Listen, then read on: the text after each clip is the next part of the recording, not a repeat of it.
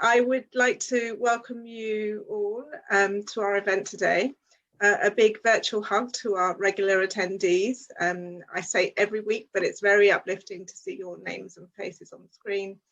And a special welcome to those joining us for the first time. For those of you who don't know us and have just joined us, we are a travel company that specialises in all types of wellbeing holidays. And last April, when we were locked down for the first time, we couldn't, nobody could travel. We decided that rather than just sit here and wait it out, we wanted to do our part to help people stay healthy and happy. So we introduced these free weekly events, and every week we bring these amazing experts in different fields of wellbeing. And we've continued that for almost a year now, and our community is growing. And if you are new to these events and our community, I say this every week, but I mean it, consider yourself to be part of a very special group of people, because you actually want to empower yourself to improve your own health and happiness. And that is, you know, people like you are quite rare, to be honest. It's growing, but it's great that you take the time to come along and really want to learn about how to be healthier and happier. So I hope you've had a good week. We are having longer days, and spring is beckoning. So I find that personally very uplifting, and kind of like a signal to come out of hibernation, and hopefully lockdown soon too. So on the travel front, nothing to report really, unfortunately, except that today Portugal was lifted from the red list, which actually means you don't have to stay in one of those awful quarantine hotels if you travel back to the UK from Portugal. So we will hopefully be able to visit Portugal in the summer, but we're standing by waiting for more information from the government task force, which is due to report on the 12th of April.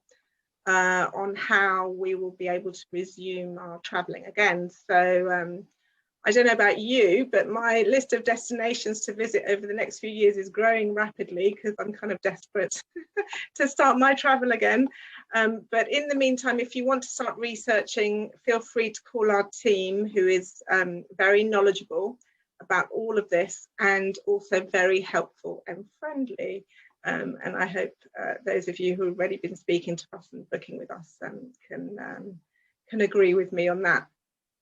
So usually before we start the event, I run you through what's going on the website and some of the groups that we've started, but I won't do that today. We'll do that nearer the end if we have time, because I really want to get going with our event with Dr. Aseem Malhotra, who I am delighted is here to join us today. And as an introduction, if you didn't read his bio that we put up on the link, Aseem is an NHS trained cardiologist and has a very impressive bio, of which includes being a founding member of Action on Sugar, which was a lobby group, which we'll talk about in a little bit. And he was a primary voice in highlighting the harm caused by excess sugar consumption in the United Kingdom, which is amazing work by my books, but I'm sure by loads of people's books. He's frequently on TV, so you may have seen him pop up on news channels and commentating on certain health issues. And he describes himself as an advocate, which I love, because he's an advocate for the general public with regards to cutting through the misinformation from the food industry and bad pharma. And we'll come to that later too. So he's also written 2 books on how we can improve our lifestyle to help us guard against diabetes and heart disease as we get older. So Aseem, hello, where are you? Good evening. Good evening. Hi, Stella. Hi, nice to see you. I'm going to make you co-host so everyone can see you clearly. Let's get you.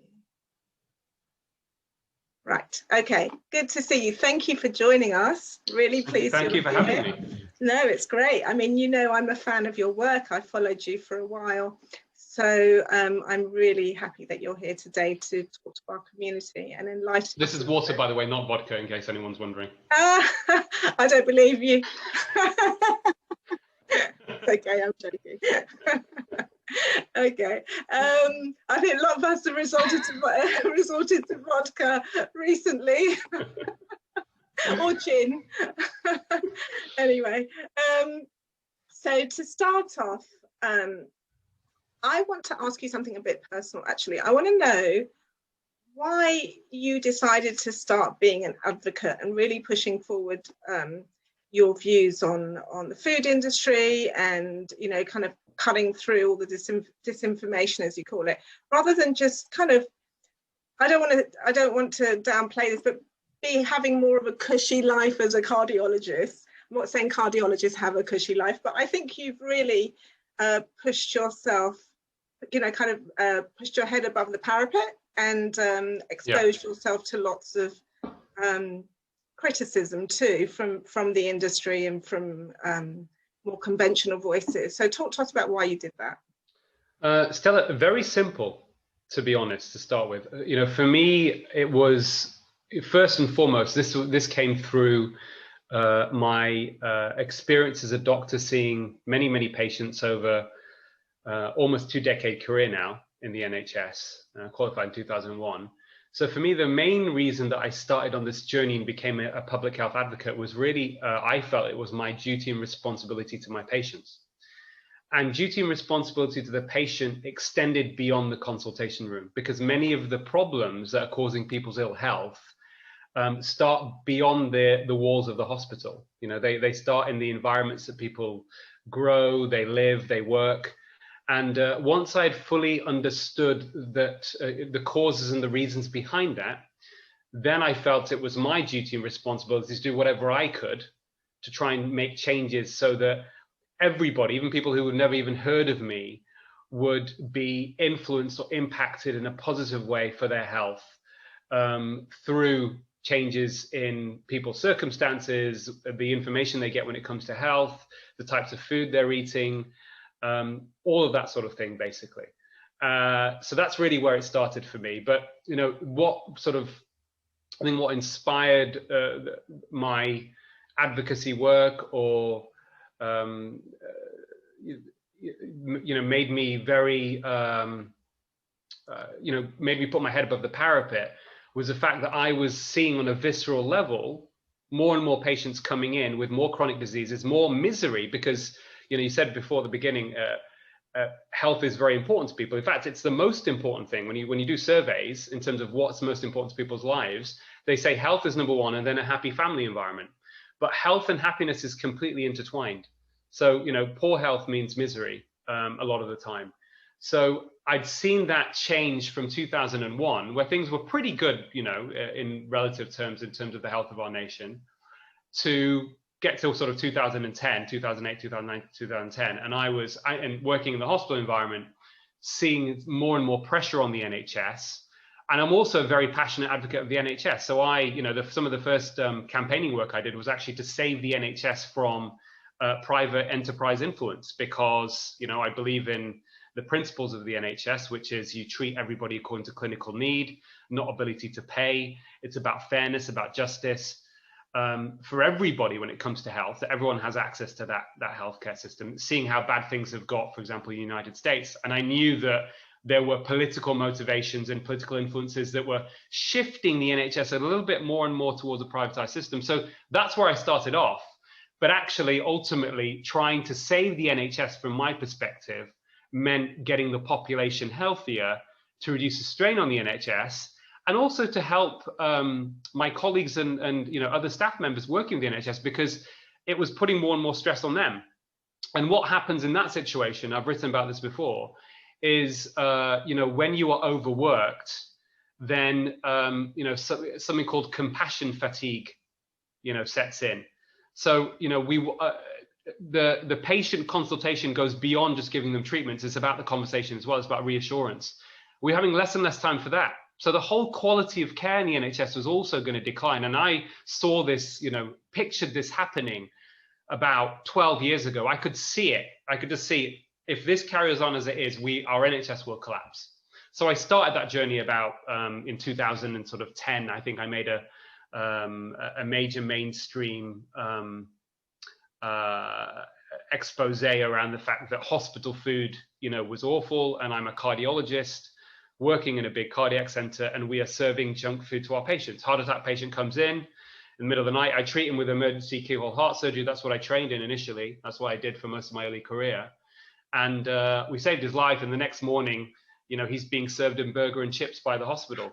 And he says to me, "Doc, how do you expect to change my lifestyle if you're serving with the same, sorry, pardon my language, crap that brought me here in the first place?" And I could also see the health of the staff was pretty dire. I mean, 50% of NHS employees are overweight or obese as well. So this was an environmental problem. So for me, the initial sort of campaigning focus was, we need to start in our own backyard. If we're going to solve the obesity problem, the obesity crisis, which everyone's known about for 15 years or so, certainly as getting major mainstream coverage in the UK, we should at least set the right example by making sure that hospitals were effectively temples of health. We're not just there to treat acute problems. We should be serving patients nutritious food. The staff should be getting healthy food, because even their performance would be affected if they're not physically, optimized. So that really summarizes where I started off. Yeah, well, thank you for that. It always felt counterintuitive for me. Luckily, I haven't spent much time in hospitals, but whenever I was there, either visiting or myself, I was just amazed and just astounded about the bad food, as you say, the crap that was. And has that situation improved? So I think things take time. Once I realized, this was a major problem, the first thing I did is I contacted, it's quite funny, I contacted Jamie Oliver via an email to his PA, inspired by his efforts to improve school food. And I thought, Jamie, you need to come into hospitals and see what's going on here. You need to help sort it out. That then resulted in me writing a piece for the Observer newspaper and starting that kind of campaign a little bit. But for the first stage, Stella, was to get the medical bodies on board, and then NHS England, and I campaigned, and I got the BMA to make it part of their policy to say we should not be selling junk food in hospitals. So long story short, through that advocacy work, I managed to convince and make sure that it was part of the policy now for the medical royal colleges that represent all doctors, the British Medical Association, and even NHS England. I had meetings with Simon Stevens, the chief executive of it, and everybody was in agreement. So that is definitely the aspiration. But to answer your question, not really. There hasn't been any significant change, because what has to happen next is, on the sort of the local and sort of beyond that national level, chief executives of hospitals need to sever contracts with companies that their contracts that for example, insure. I mean, this you probably find quite shocking, but there were contracts written that bed-bound patients, even patients that couldn't get out, couldn't go to the tuck shop or whatever, go to WH Smith or whatever else, that was selling the sort of the poorly nutritious junk foods, is that they had to have delivered on a trolley sugary drinks, crisps, and chocolate as part of the contract. So imagine doing the ward round. You've got a type 2 diabetic patient coming with a heart attack, and the trolley's going around. And what that does is, you can say, oh yeah, we're not forcing it down their throats, but it legitimizes those foods, and it's okay. It's okay to have a sugary drink when your blood glucose is off the scale. It's okay. We'll give you more drugs to counteract it. Or, during the Olympic Games, we had in 2012, the main sponsors, Coca-Cola, McDonald's, Cadbury's, Heineken. I remember having a conversation with a patient. I wrote about this in the Daily Mail. It's not my primary source of where I write, but I try and spread my message through every platform I can. And I'd written about the fact this one patient had said to me, when I said, this is not very good for you, this sugary drink, and he pointed to the Olympic symbols that were on the Coca-Cola can, right? So automatically he's thinking it's fine. People, it is actually, and this is more of an issue as well for people who are less educated. I think we're all vulnerable to the food environment, but people who are less educated, people who are from poorer backgrounds, are also the people who are most vulnerable to these conditions and diseases, often through no fault of their own. It's environmental, it's low wages, it's affordability. They are also the most vulnerable to these sorts of marketing messages, and the industry know that, and they exploit it. So yeah, it's we needed to start in hospitals. We need even the medical profession to accept and understand that the food that people eat affects their health. but it may surprise people listening here or may not. The overwhelming majority of doctors are clueless when it comes to nutrition, as in the impact of food and health. Clueless, right? And it's not through any fault of their own. It's just not part of our medical training. I didn't learn about it in medical school. And with the greatest respect to dietitians, their understanding of nutrition is very basic. It's about nutritional deficiencies.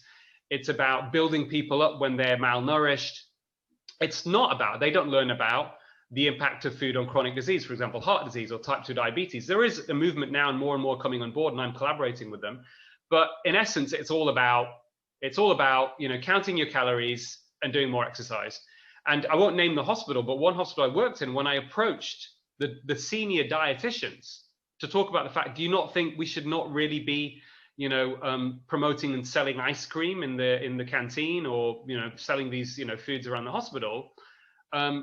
They didn't think it was an issue. Incidentally, it's not about fat shaming. Both of those dietitians were obese. Gosh. So I mean, it's beyond. It's just incomprehensible, actually. Yeah. And I feel like every time somebody says something about people who work for the NHS, whether they be nurses or dietitians, and that point is made, it is kind of positioned as fat shaming, when in fact it isn't. It points to the endemic problem that we have there. Absolutely. Our medical institutions aren't putting the importance around having a healthy weight and eating healthily. And you're absolutely right about doctors and nutrition and not knowing a thing about it. I mean, we on this, as part of our business and through our Wellbeing at Home platform, we bring a lot of nutritionists in who are very well qualified and understand. And there's a difference between nutritionists and dietitians, right? Because the NHS employ dietitians, not nutritionists, correct? Absolutely. Okay. Absolutely. And on that point, I mean, just to, I'm not attacking dietitians here. I mean, some very senior diabetes specialists. So these are people who have probably almost certainly never reversed type 2 diabetes in their patients, because none of them have responded to my tweets when I said, have you reversed any patients with type 2 diabetes? Very, very senior across the country, diabetes specialists, posting pictures of themselves eating donuts, Krispy Kreme donuts during the whole pandemic. And it's lack of knowledge. It's an exaggerated, over-optimistic perspective of the impact of drugs to manage these conditions. So that just really just epitomizes the problem, actually. If they don't get it, how do we expect patients to? Exactly. But on that note, I'm gonna switch you over a little bit to COVID, because you talk a lot about that too. And, we have one of the highest death rates in the world with regards to COVID in this country. So I'm not sure if it is the highest, but it's right up there, right? Yeah. So, so what is your view about why that is? Well, there's a lot of data that's now emerged on this, and I've been making noise about it as soon as I realized there was a link between excess body fat, obesity, and death rates from COVID, but specifically about risk factors associated with obesity, which are type 2 diabetes and high blood pressure and heart disease, for example. So I think the first thing to say is we know now that 90% of the deaths around the world from COVID-19 have happened in countries where more than half of the adult population are overweight or obese. Okay, so very, very strong correlation there. What's going on at a biological level? Essentially, if you've got excess body fat, then you have a dysfunctional, or how should I put it? Your immune system is not functioning as best as it could, because excess body fat itself is a toxin to the body, and it's a chronic, it causes something called chronic inflammation. And effectively, some of your immune system is responding and dealing with that toxin of the excess body fat, and therefore isn't primed to deal with anything as potently as it could do when it comes your way, like a virus or an infection. And in addition to that, there is an exaggerated immune response as well when people get more severely ill, and we call that the acute respiratory distress syndrome, and that's what causes the pneumonia that had a 50% mortality rate, as in half of the people who got to that stage with COVID were dying. So that's really what's going on, and it's very clear now Stella, that excess body fat was a major risk factor.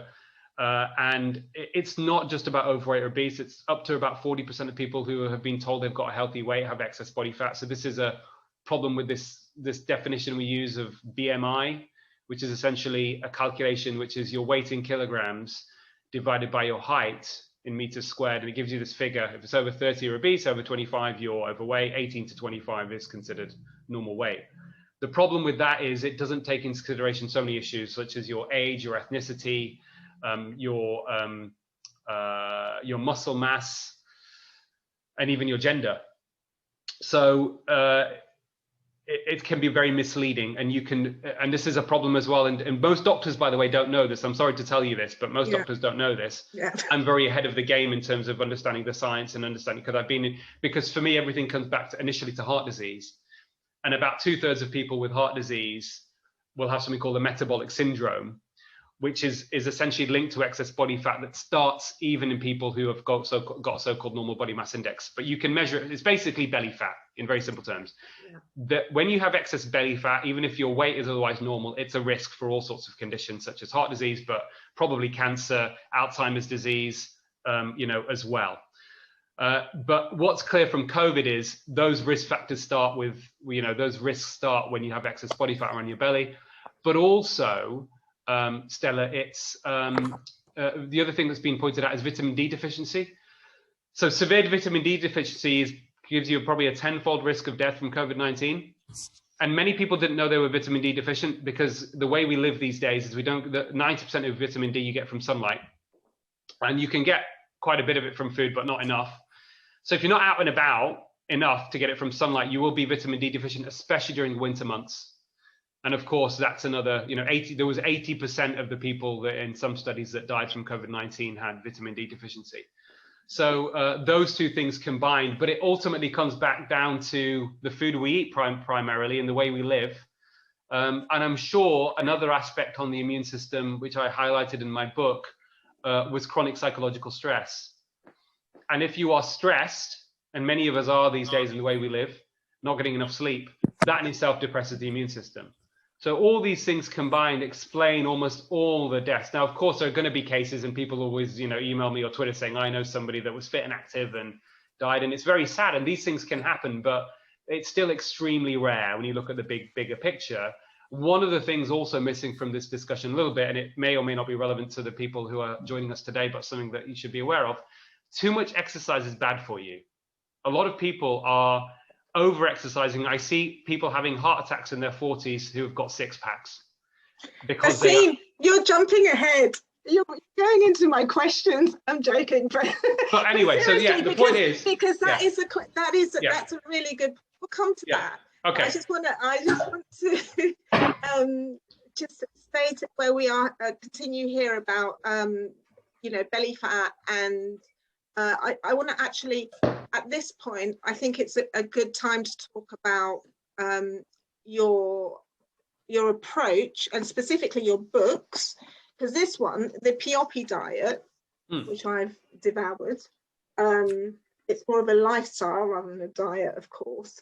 But tell us a little bit about that and your view on carbohydrates, because you talk a lot in this book about diabetes is carbohydrate intolerance disease. You've got this whole thing around carbs, but let's talk about the food aspect, please, on this, if you can. Yeah, in very straightforward terms. So first of all, the Piopi diet, I don't want to, people may interpret this as being a bit gimmicky, but diet basically comes from the original Greek word dieta, which means lifestyle. So this is about lifestyle. It's based upon a southern Italian village which was the home of the traditional Mediterranean diet.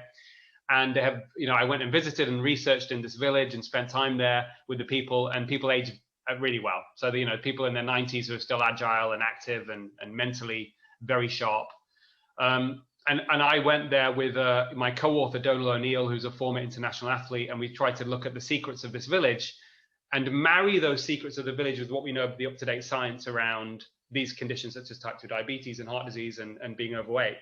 And what was clear, certainly with the science, is that, and how that's evolved, is that foods that are high glycemic index carbohydrates. So carbs that lack fiber, foods like pasta, potatoes, rice, obviously sugar, they have the biggest impact on glucose and insulin responses in the body.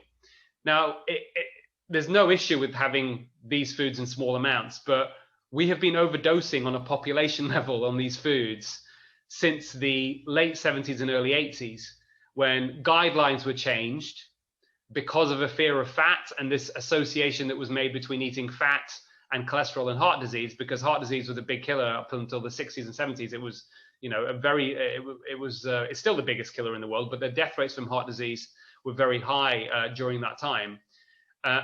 We wrongly demonized fat and saturated fat. And as a result, and that's another story altogether. Why is that? That was just misinterpretation of.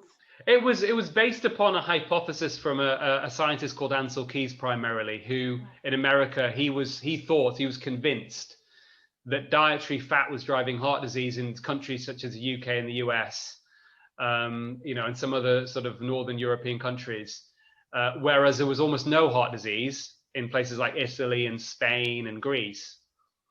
And he thought that the main issue was the dietary fat intake, or specifically saturated fat.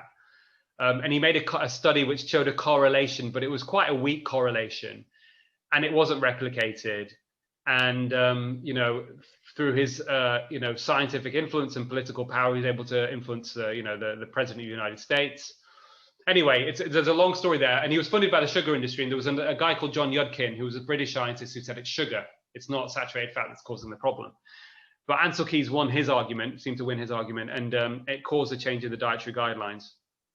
And as a result, and we've seen that happen, although the percentage of calories that we consume on average has increased significantly from carbs, but more importantly from the starchy carbs, from more bread. We were told to have 7 to 10 portions a day of basically bread, pasta, rice, potatoes, which is pretty extraordinary.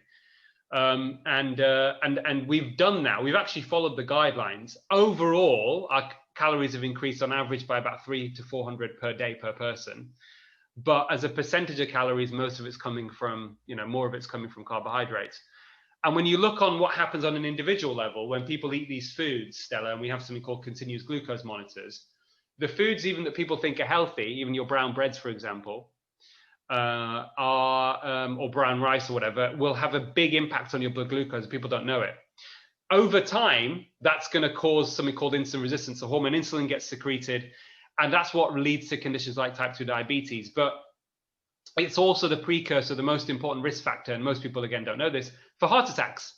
It's not cholesterol. High cholesterol does not cause heart disease, okay? Unless you've got a genetic condition, which is a rare condition. So this is something that's going to come in my next book. But high cholesterol is not a major risk factor for heart disease. It's still accepted to be the case, but it isn't. I'm going to be exposing all that soon.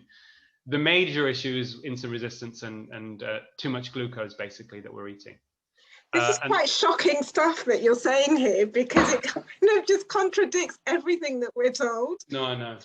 Through conventional medicine and through doctors and whatever. But so you're saying if you have high cholesterol numbers, you shouldn't worry about heart disease. You're talking about good cholesterol or bad? There is even bad cholesterol isn't bad cholesterol. So if you're over 60, I did a study published in the BMJ, you can look this up, in 2016, and we found that if you're over 60, there is no association whatsoever with high LDL, so-called bad cholesterol, and heart disease. So there's no association. And there's an inverse association with all-cause mortality. In other words, statistically, the higher your so-called bad cholesterol, which isn't bad, LDL, I'll explain why in a minute, the less likely you are to die. And I wrote an article in the Telegraph at the time. I remember a patient came to me, a lady in her early 60s, came to my NHS clinic, and she came in and she looked white as a ghost. She was petrified. And I said, "What's wrong?" And she says, "My doctor's told me my cholesterol is high." And I said, "Congratulations. You're going to live longer."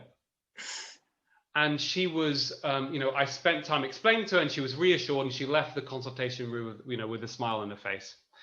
And the reason for this is that cholesterol is such a vital molecule. We die without it, but LDL, or cholesterol in general, is involved in the immune system.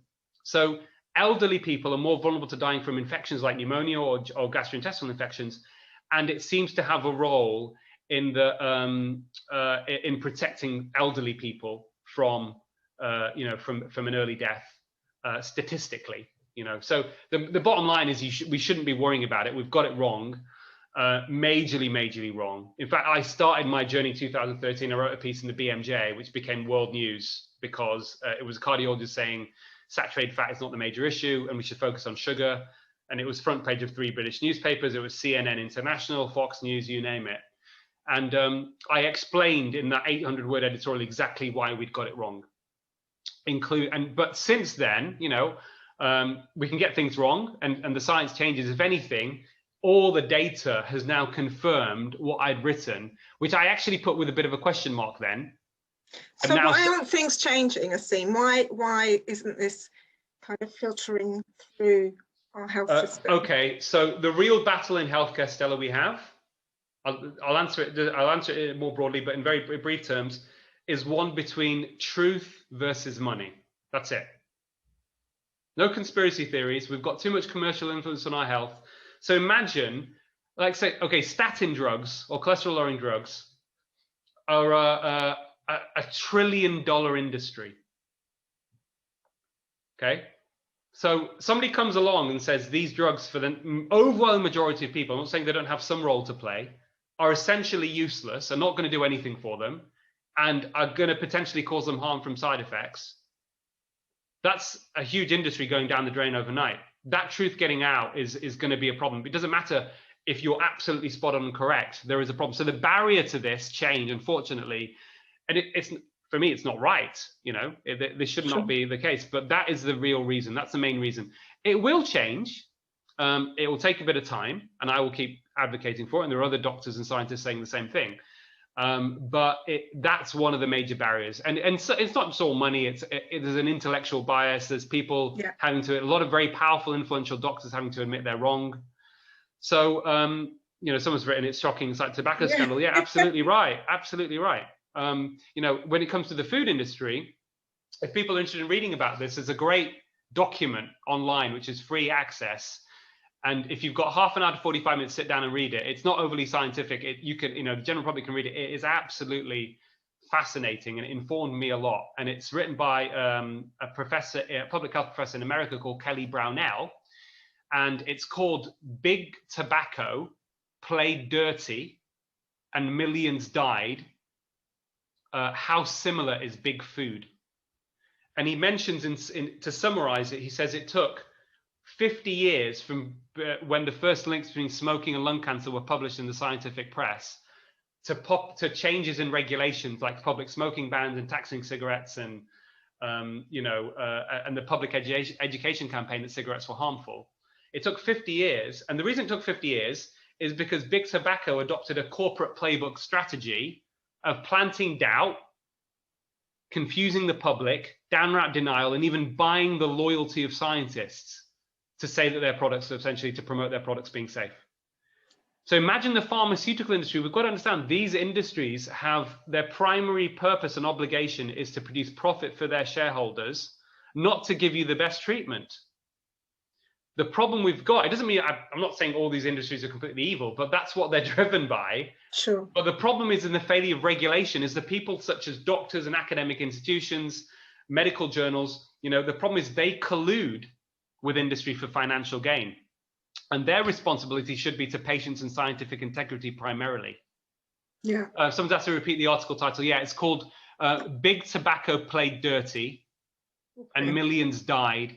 How similar is big food? If you read that, you'll be shocked. I mean, it's brilliant. I mean, it's fascinating because it talks about the tactics that they use, and you can apply it to many other industries even now and what they do in their corporate strategy to protect their profits. So this is a system failure.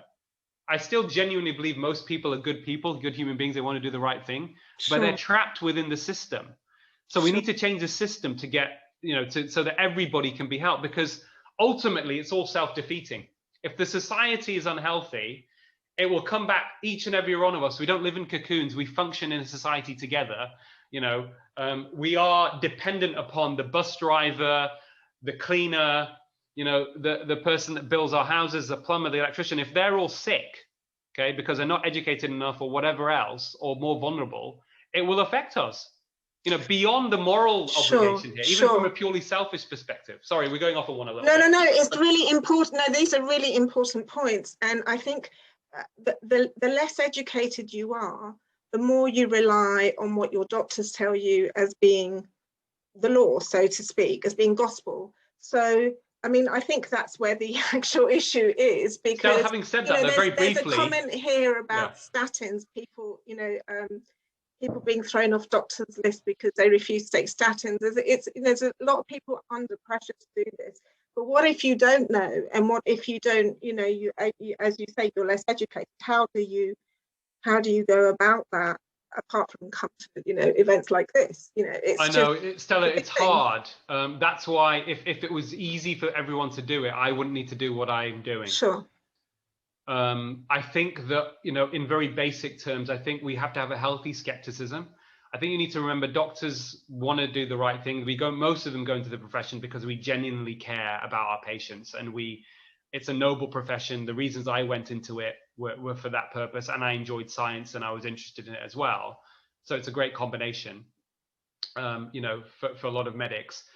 Nurses are some of the most wonderful human beings I've ever known or met, in terms of their true nature. I don't mean this in a patronizing way. They are genuinely doing it because they are extremely compassionate human beings. They don't get well paid, and they spend most time with the patients who are sick. So most of the people involved in the medical profession want to do the right thing. The problem we've got is the information that doctors and nurses and dietitians receive to make decisions on patients has been biased and corrupted by commercial influence. Right. And the reason it doesn't change or hasn't changed is because most doctors don't know that. Right. Okay. And even some that do might feel afraid about speaking out, or may not feel they've got the resources to do something about it. The reason I'm doing what I'm doing is now actually become a responsibility, because I have the knowledge, I have the determination to do it. I have built the network over time. And for me, it's also having a great clarity of knowing exactly what needs to be done. So I do stuff through social media, but I'm simultaneously, writing to politicians, making talks in Parliament, speaking to people, listening to them, understanding what's going on at the top end. And a lot of these people, you'll think, even the most influential people, even the Prime Minister probably doesn't really and fully understand what's going on. He's being lobbied by various industries, for example. He won't be given the full picture. And so we have to kind of put the jigsaw together. And I, in my way, have been able to put that jigsaw together from a medical perspective and look at all of those factors and go to the root of the problem. And once I've understood that, which I have, it's okay, I'm going to push for that. But what can patients do? I think, first of all, no doctor can force any. I know we want to trust our doctors, but I think you just have to ask the doctor, a few questions. Do I really need this test, procedure, or drug? What happens if I do nothing and don't take it? Are there any safer alternatives? But it needs a change in the medical guidance and the way that we have conversations with patients when it comes to informed consent. So what do I mean by that? I'm just going to give you an example. We talk about statin drugs. A lot of people know about statins, okay? One of the most prescribed lucrative drugs in the history of medicine. Used for treatment of heart disease, but also used to treat high cholesterol or people who are at risk of heart attacks. Now, let's just take heart attack patients aside for a second and look at everybody else. So if you haven't had a heart attack, then the first thing I will tell you, and most patients aren't told this, okay, and this is irrefutable. It's not that Aseem's using some bit of information and ignoring the other. If you look at that data in its totality, taking a statin will not prolong your life by 1 day. Those patients are not told that. Okay, so what are the non-life prolonging benefits of the drug? About 1 in 100 will benefit from preventing a non-fatal heart attack or a minor stroke. Is this actual? This is data driven. Yeah, I've published on this. I've written in medical journals. This is incredible. I publish in major medical journals. I'm not just writing blogs here. Yeah, peer-reviewed medical I journals. understand. But the reason I'm saying that is this is, I've written about this, but absolutely. So 1 in 100. Now, what's going on is that doctors are not actually even, it sounds strange, but are not taught to communicate this information this way to patients. And many of them don't even know this. and they will just treat as black and white. So a patient comes into a certain category that this is a risk, give them the statin. What we should be doing, and what I tell my patients in the NHS and privately, is I will calculate their risk and say to them, listen, they'll ask me, doc, I won't say don't take statins. I'll say, listen, you're 55, this is your risk of, say you've got a risk of having heart attack or stroke in the next 10 years of 15%, okay? I'll say to you, listen, you've got a 15% risk. Now the guidelines will tell doctors in America and the UK they should get a statin. I tell my patients in a more ethical way, I will say there's a 1 in 100 chance you taking this pill over, religiously every day will prevent a non-fatal heart attack or stroke, but it will not prolong your life by 1 day. I just want you to know that. How do you feel? Now, patients respond differently, but I can tell you most of them, when they hear that, they're like, really? Doctor, I don't really think so. That's completely fine. I respect your judgment. Is there anything else I can do, doctor, other than take a pill? Yes. Okay. Let's talk through your diet. Let's talk about the exercise you're doing. Let's talk about your sleep and your stress. Okay. And that's it. And once I have those conversations with patients and give them a prescription in a way, they feel empowered, they feel reassured, and they've got something they can do that is almost very likely to improve their lifespan. But more importantly, Stella, most people, actually, for them, it's quality of life is more important than how long you're going to live. We're all going to die at some point, but I want to drop dead healthy, ideally in my 90s or when I'm 100. You want to age well. You don't want to be debilitated with chronic disease and chronic pain, because it's miserable for you and it's miserable for people around you. Sure. Some of it is inevitable and it can't be helped. My poor mum died 2 years ago at the age of 68 prematurely. She had chronic pain for several years before that. It was awful to see her suffer. And most of her issues and problems were lifestyle related. And she was a GP. I have witnessed it firsthand. My father has, and it's awful to see that happen. And I would wish that upon nobody. So I've seen that. I know that, but we have to give everybody the best possible chance, don't we? That's really good advice. Thank you. So let's come back to your advice. So carbs, pretty much cut out carbs unless. So your view even on processed carbs is steer clear? Listen, I think more important than carbs, actually, Stella, is ultra-processed food. Ultra-processed food, okay. So that's more than half of the calorie consumption of the British diet. This isn't just your junk food. This is your breads, wholemeal bread from the supermarket. So very simple rule of thumb for everybody to understand, okay? And this is from an international classification called the NOVA classification, if you want to look it up, N-O-V-A, V-A. It won't take you long to read. It's a very nice document, and it actually categorizes all the different types of foods according to how processed they are. N-O-V, V for Victor. V, Nova. Okay. Okay. You can look it up and Google it, and you can download the document. It's not very long. But ultra-processed food is a big problem, okay? And that is essentially usually any packaged food with 5 or drink, okay, with 5 or more ingredients, usually with additives and preservatives, right? Now, what's going on here is, in very simple terms, is the food industry have figured out a combination of making foods very palatable, but also having a long shelf life to then maximize their profits. But the data and the science is emerging quite consistently now that consumption of these foods, certainly in the amounts we're consuming it at, having these occasionally, the occasional treat once a week is no big deal, but a lot of people are having this 3 times a day, okay? Increases inflammation in the body, affects your gut microbiome adversely. So the bacteria in your gut, shifts the healthy bacteria to the unhealthy bacteria, and is all associated with heart disease, type 2 diabetes, cancer, Alzheimer's. The data is getting stronger and stronger and stronger. So the first thing I tell my patients is cut that out. Go back to whatever it was, traditional British diet, meat and 2 veg, home cooked nutritious food. Bread from the bakery or homemade bread is not an issue. Okay, if you've got type 2 diabetes already, you've got to do a bit harder and cut the carbs even more. Okay. And there's nothing wrong with whole fruit and vegetables. And there's also probably nothing wrong with a bit of bread and pasta and all that kind of stuff, but it should be a very small amount of your diet. It should not be should not be making up 50 to 60% of your calories. So there is a nuance here. In the books I've done, I've given a guidance saying this is where you start. If you want to go cold turkey on sugar and these starchy carbs and ultra-processed food, do that for a month, see how you feel, and then you can have them occasionally as treats. Because some people think, hold on a minute, does that mean I'm never going to eat pizza again, or fish and chips? And no, absolutely not. I mean, having said this, I'm metabolically very healthy, touch wood, despite a very strong family Well, I history. should hope so. What's that? Well, Should no, hope listen, so. I follow my own advice. I think it's important. But I will still have, I do the 80-20 rule now. Yeah. I will still have, for example, once a week I'll have a chicken biryani. Or, by the way, this is my junk food. Sorry, some people thinking it's going to be, whatever, McDonald's. But no, I'll have a chicken biryani. That's my go-to treat. Or a sourdough pizza, right?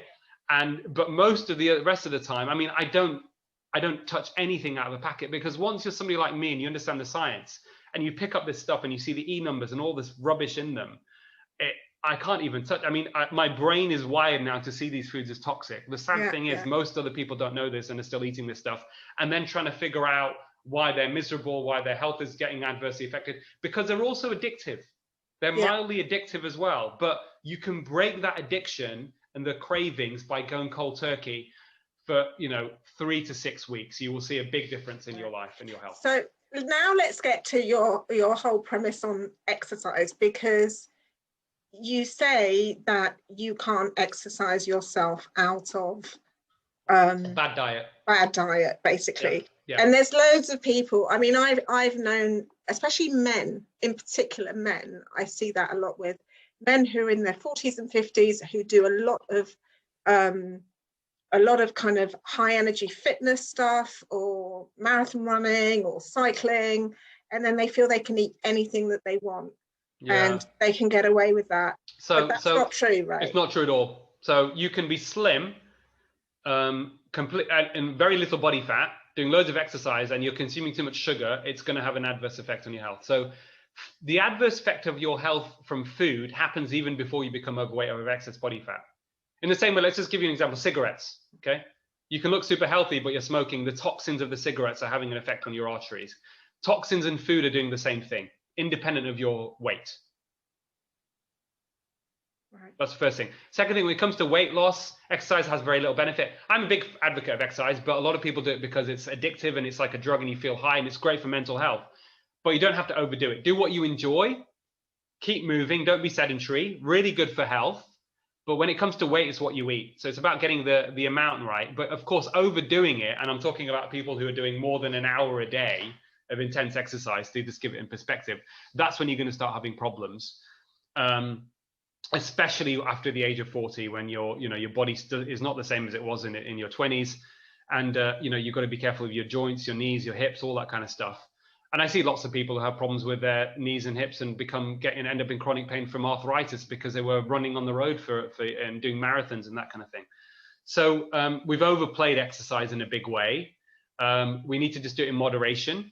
Absolutely should be doing that. Brisk walking, for example. You look at the blue zones, countries around, these areas around the world with people who had very long lifespans and lived healthy. There were no gyms. They weren't pounding in the gym or running marathons. They lived to 100 and they were really well. So what's going on there?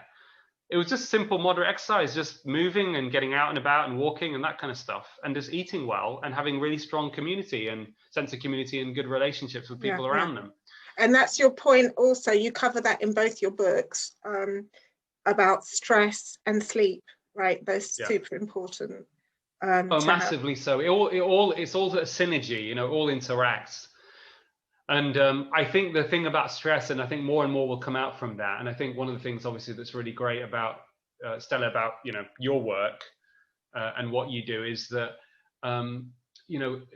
people, you notice when you go on holiday, people just feel that you notice a big difference when you just feel better generally just getting out of the work environment. And one of the reasons you feel better is because you're suddenly removing that external stressor that you've had for so long. And trying to create that in the modern lifestyle is not easy. You can do meditation, that kind of stuff.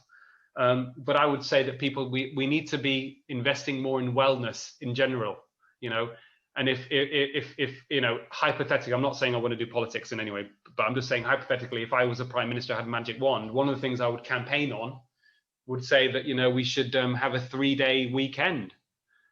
Productivity data is showing that productivity doesn't increase after about 30 or 35 hours a week. So why don't we just focus on that and just spend, have 3 days to focus on ourselves, on our health, our relationships, doing something fun. We'd be just as productive, yet we'll have a healthier population as well, and we'll have a less stressed population.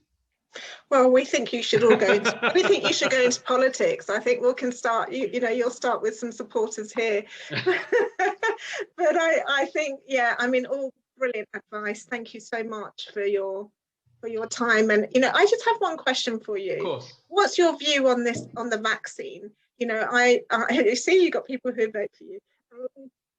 What's your view on the vaccine with regards to not being anti-vaccine, but the fact that if you can, the thing about the vaccine is people can then say, well, I've had the vaccine, I don't need to worry about this stuff because now my immunity is protected because I've had the vaccine. So just give us the counter to that. Yeah, I think number one, in terms of the virus, yes, it's true. You will be definitely better protected. Although if you're overweight or obese, we know from flu data, and it'll sure come out with COVID, that the immune response is not as good. Okay, so you're less, the immune response is less robust. You're less likely to respond to the vaccine. The second thing I would say is you're still at risk of all these other chronic diseases. So fine, you might be safe from COVID now, but it doesn't mean you're not safe from having a heart attack in a few years or getting Alzheimer's or whatever else. Right. So I would say, let's just look at it holistically. And the third thing is that fine, you're protecting against COVID, but actually what's interesting is, and what I write about in the book is, flu, for example, that's also linked. So a lot of infections are linked to metabolic health. So even if you're protecting against COVID, it doesn't mean you're probably going to be more vulnerable to all sorts of other infections. That just, even the common cold or how long you recover from that is all related to your metabolic health, which is the same drivers. Again, it's, I don't want to be overly reductionist, but the big low-hanging fruit for the population and for individuals to focus on more than anything else is fixing what they eat, is their food, is what you put in the top end, is what, think about how this is affecting your hormones, your gut, your brain, your sleep. We've stopped, we've neglected that, mainly because of lack of knowledge and because of misinformation through advertising and low healthy FOD products that are loaded with sugar and the mislabeling of, there's a huge problem of lack of real good regulation and lack of ultimately, Stella, I believe in true democracy. We've got lack of informed consent across the population, true informed consent when it comes to health for sure, right? Whether it's the drugs you take or whether it's the food you eat or what you're being marketed, what's being marketed towards you. So for me, that's what I aim for, is that, ultimately we need to just make sure there's better information, and therefore you get, better doctors, better patients and better health. Wonderful. Thank you. Thank you so much. Thank you for your time. I just want to say, if you want to buy these books, they're brilliant. There's this one, the PRP, and the 21-day immunity plan, which is much, it's a smaller book. It's really easy to understand and follow.